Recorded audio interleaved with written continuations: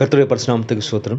நம்ம வாழ்க்கையில நெறைய பிரச்சனைகள், போராட்டங்கள், நெறைய துன்பங்கள், நம்மனால அந்த பிரச்சனையிலிருந்து, போராட்டங்கள்லிருந்து, துன்பங்கள்லிருந்து வெளியவே வர முடியாத நெறைய நேரம் நம்ம யோசிச்சது உண்டு இல்லையா?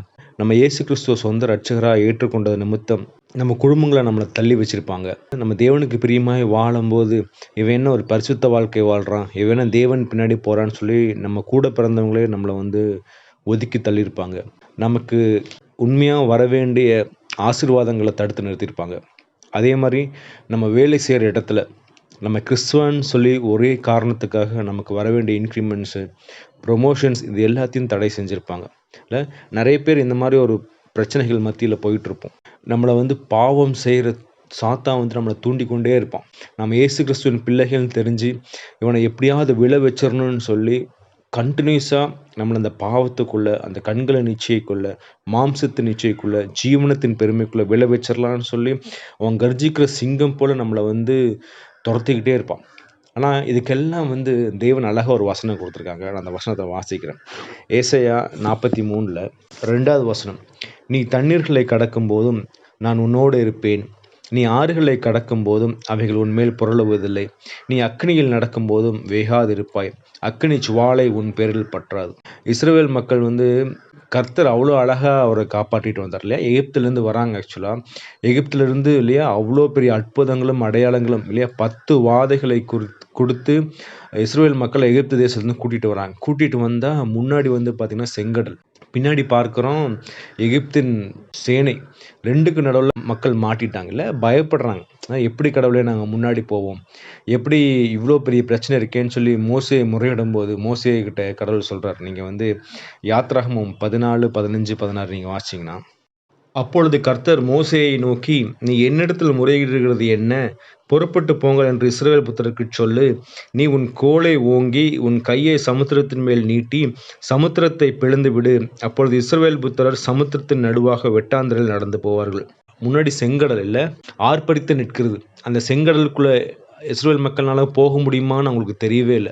ஏன்னா அந்த செங்கடல்ல போனா மூழ்கிருவாங்க. நம்மளும் அப்படிதானங்க. முன்னாடி அவ்வளோ பெரிய பிரச்சனை இருக்கு. அந்த பிரச்சனைக்குள்ள போனா நான் மூழ்கிடுவேன் அப்படின்னு சொல்லி நெறைய நேரம் நம்ம நெனச்சதுண்டு.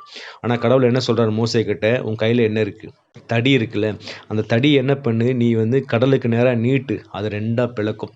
அற்புதம் பாருங்களேன். இதுக்கு முன்னாடி அவங்க கேள்விப்பட்டிருக்கவும் மாட்டாங்க. இப்படி நடக்குங்கிற ஒரு எண்ணமே இருக்காது. ஆனாலும் கடவுள் என்ன பண்றாரு, ஆல்ரெடி நம்ம கையில அந்த பவர் குடுத்து வச்சுட்டாரு. இல்ல அந்த தடிய கடவுள்கள் மோசேகிட்ட எப்பவோ குடுத்து வச்சுட்டாரு. ஏன்னா, இந்த மாரி ஒரு பிரச்சனை வரும்.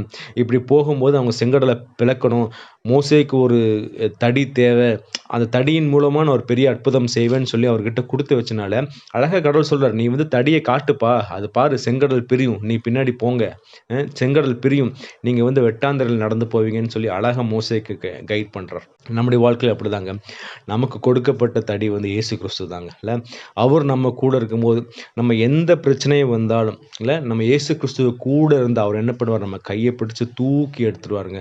அதனால நம்ம எந்த பிரச்சனை வந்தாலும் நம்ம கலங்க தேவையில்ல. ஏன்னா, நம்ம திராணிக்கு மேல சோதிக்கப்பட கடவுள் விடவே மாட்டாருங்க. இல்லையா? அதாவது நம்ம ஸ்கூல் எக்ஸாம்ஸ் எழுதுறோம். இல்ல நம்ம 10th படிக்கிற பசங்களுக்கு +2 கொஸ்டின் பேப்பர்ஸ் குடுப்பாங்களா? குடுக்கவே மாட்டார். அதனால தேவன் நம்மள இந்த பிரச்சனைகளுக்கு மத்தியில கூட்டிட்டு போறது எதுக்குன்னா, எப்படி இஸ்ரவேல் மக்கள கானான் தேசத்துக்கு கூட்டிட்டு போனாங்களோ, அதே மாரி நம்மளை தேவன் நித்திய ஜீவனுக்குள்ள கூட்டிட்டு போறக்காக, அந்த பரம கானான கூட்டிட்டு போறக்காக, நம்ம இந்த உலகத்துல அவர் தயார் பண்ணி கொண்டிருக்கார். அதற்காக இந்த பிரச்சனைகள் மத்தியிலும், இந்த துன்பங்கள் மத்தியிலும் கூட்டிட்டு போயிட்டுருக்கார். நம்ம கலங்க வேண்டாங்க. நம்ம கையில தடி இருக்கு. இயேசு கிறிஸ்துவின் நாமம் இருக்கு. எந்த பிரச்சனை வந்தாலும் அந்த நாமத்த யூஸ் பண்ணும்போது, நம்முடைய பிரச்சனைகள் எல்லாம் விலகி போயிருங்க. நம்ம ஒரே ஒரு வேல தான் செய்யணும். அவர் சொல்றத கேட்கணும். அவருக்கு பிரியமாய் வாழணும். அவருக்காக நம்ம வைராக்கியமா இருக்கும்போது, பிரச்சனை என்ன இருந்தாலும் சரிங்க. அவர் அழகா நம்ம கைப்பிடிச்சு தூக்கிருவார். அதனால நம்ம இன்னைக்கு என்ன பிரச்சனைனாலும் கலங்கவே தேவையில்லங்க. பயப்பட தேவையில்லங்க. நம்ம கடவுளிடத்துல முட்டி போட்டு மன்றாடுவோம். கடவுள் அழகா நம்ம பிரச்சனைகள்லாம் நீக்கி, நம்மள அவருக்கு ஏற்ற ஜனமா நம்ம மாறுவோம். தயவு செஞ்சு நம்ம முறுமுறுக்காம, புலம்பாம, "ஏன் என் வாழ்க்கையில இப்படி பிரச்சனை? இல்ல நான் உண்மையான தேவனை தான நான் தொழுது கொள்றேன்.